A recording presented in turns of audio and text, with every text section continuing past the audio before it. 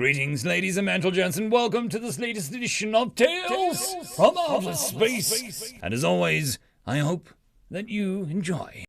Early May on the border of nowhere, written by Echoing Cascade.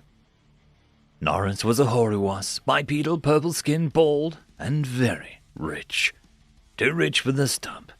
She looked at her tiny little room that she had to share with another trainee and a few possessions that she was allowed to bring with her.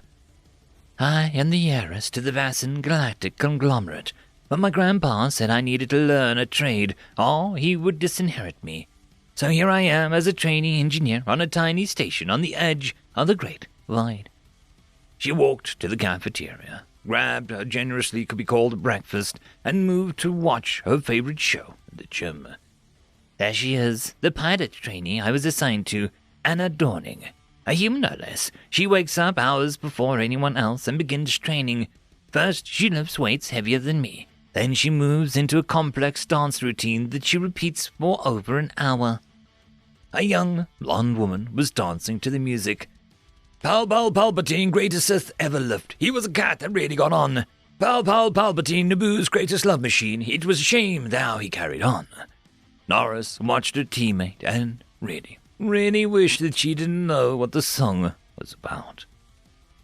She had joined the drab little training facility 3 months ago and was shocked to learn that she would be paired up with one of the hated humans. Well, okay, no one really hates them, but it's just that when they were found and then integrated into the galactic community, everyone had to take a different vaccine every other day. For 3 months, just to avoid dropping dead if a human breathed anywhere near a station or a planet that they happened to be on. Plus, every time they met a new species, even remotely similar to them, the ensuing fraternization led to a new round of vaccines for everyone, everywhere. Her being pure was peculiar. Humans are by no stretch of the imagination pacifists, but they are hardly ever joined any military organization that is not led by their own. I remember finding this odd. Eventually, I worked out the courage to ask her, and she had told me, "Have you seen the ships?" Which made no sense to me at the time. In hindsight, this should have been a bigger flag. The short-range Star Trackers are obsolete fighters by the standards of every known sentient species. The only reason that they're still in use is that precision tech is worthless so close to the Great Void. Norris remembered her first day of orientation. The senior engineer showed her how to fix a damaged engine. She moved closer to observe what she expected to be some microcircuitry carving, which she had studied extensively. Instead, the engineer grabbed an enormous wrench and hit the thing until it started working again. Percussive maintenance. Guess which species came up with that bit of engineering?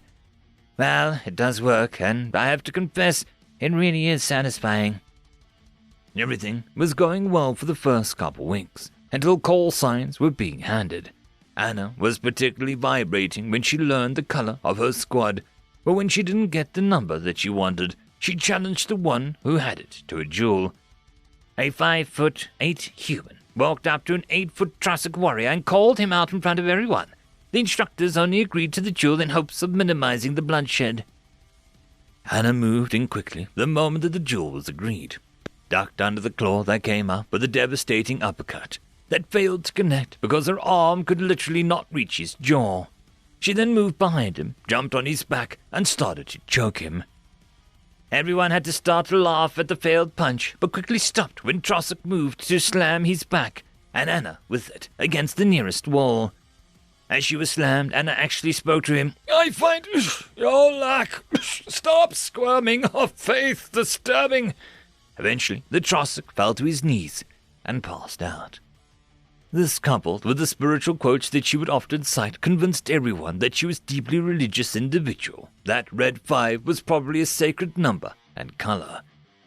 Then, on one of our days off, I had to ruin my mystique by asking her about it. A fracking science fiction franchise. She was quoting from the original 6 movies, which she insisted had no sequels, and anyone else who said otherwise was lying, and a couple series. We're not even talking of recent VR stuff. No, it was the old 2D footage. Didn't even have the smell or taste. That was a month ago. Now I made my peace with her insanity. I mean, who the hell joins a military outfit because the ships look like X-Wings? Oh well, it's not all that bad. No one messes with me after her little jewel. She scared a lot of them off my back when she found out that I was being hazed. The fact that I slap her behind the head when she quotes her stupid show and she never retaliates certainly helps. Norris hefted the gift that she had made for Anna in her off hours. It had taken a lot of time, effort, some light bending of the laws of physics, and many pieces that she worked on had accidents in order to get the parts needed. Yo, Anna, you finished yet? Anna had of course finished after doing what Norris looked like some gravity-defying extremely low squat kicks. Yep, what's up, pup? Norris used to hate the nickname, but quickly realized there was a term of endearment. Nothing much, I got something for you, catch. Norris threw the heavy cylindrical object to Anna, who caught it with a mixture of curiosity and apprehension. Both of these swiftly made place to awe as Anna was shaking and barely able to stand on her feet. Is this what I think it is? Norris nodded. Anna then wiped tears from her eyes, stood tall and ignited the lightsaber high above her head.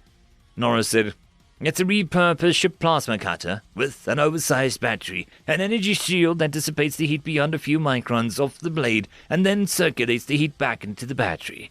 It's on a dead man's switch and also...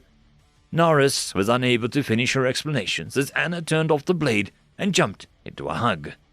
A nearly fatal one. As they made their way back to their room from the infirmary, the alarms blared, drawing Anna's apologies. Norris wanted to run to the safety of her room. Anna grabbed her by a collar and bodily dragged her to where the sound was coming from. Let me go, you imbecile! We're supposed to run away from alarms! Oh, come on! Where's your sense of adventure? In my room. Let me go and get it. Nope.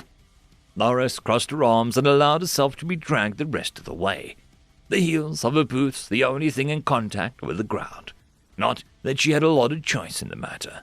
The average human was insanely strong to begin with, but Anna had been augmented to survive the G-forces of human atmospheric fighters. As the sound started to become deafening, Anna stopped. Norris refused to stand up and simply fell on her back when Anna let her go. So, what's going on? Pirates. Norris got up into a crouch and moved for a closer look while staying in cover. There they were, a dozen or so heavily armed pirates, and the entire station security stunned on the ground around them. Norris went over every possible scenario, what she could bargain with as the Vassan Harris, how she could probably jerry-rig a functioning plasma rifle for Anna if they could get her to a workstation, etc. Though, before she could whisper to Anna her plan, the human had stepped from behind the wall, ignited the blade in her hand. If she doesn't die, I'm going to kill her. Captain Smur had been a pirate all his life. He had led successful raids on border stations several times, and now he was staring into a human holding a makeshift fire sword. You drop the fire hazard and we won't stun you. We're not here for you. We just want the ships. Anna lifted her blade in front of her at a steady. Anna. Ekchuta! Smur sighed. The translator couldn't make heads or tails of what was said, but he knew an insult when he heard it, and he didn't have time to deal with it. Maximum stun, dropper. Then something insane took place. Anna began to swing her blade to deflect the shots. The pirates couldn't believe their eyes. It was impossible. Oh, and that one nearly got... Oh, not in the hair. Son of a... Really? The nose? Come on. It should be easier. Granted, she hadn't managed to block a single one, but she was still standing after a dozen direct hits. What in the hell are you? I'm a Jedi, like my father before. Ow! Norris had gotten out of cover and slapped Anna behind her head. She then looked at the pirates, then at Anna, and realized what she had done and quite literally dove back into cover with a form that would have earned her a pretty good score at the Summer Olympics. Smur rallied first out of all the pirates and was about to order to shoot to kill, but as he opened his mouth he saw the glowing yellow blade about to bisect him. He lifted his rifle to block the blade, but as it melted through, a single thought occupied his mind. All that freaking dieting for nothing! I could have had cake this morning! Norris was looking at the security footage with a very smug Anna next to her. They had been called into the Chief of Security office to explain how they managed to capture over a dozen armed pirates. The chief was looking at the moment the pirate captain was killed. Okay, explain to me what in the seven heavens the trainee Anna used to cut the pulse rifle in half. It's a ship plasma cutter which... The chief lifted a hand to stop her and paused the footage once the blade made contact with the pirate, who promptly exploded into giblets. Why did that happen?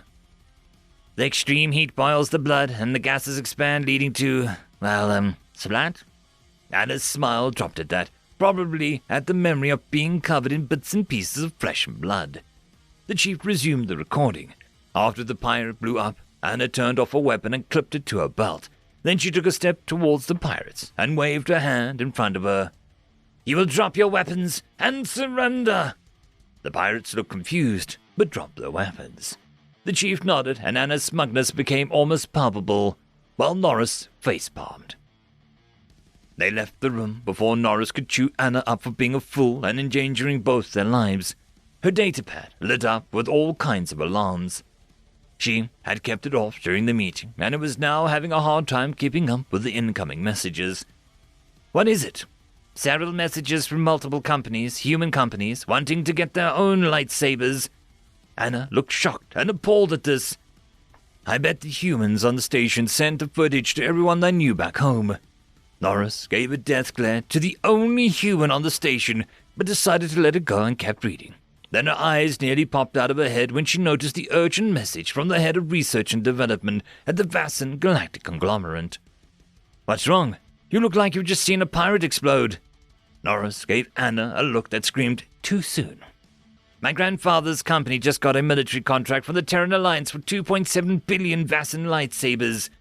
Anna stopped walking at this. Seriously? They want my schematics and for me to take the early ship back home to talk improvements and... She trailed off as her surprised face turned into one of rage, but she eventually kept reading.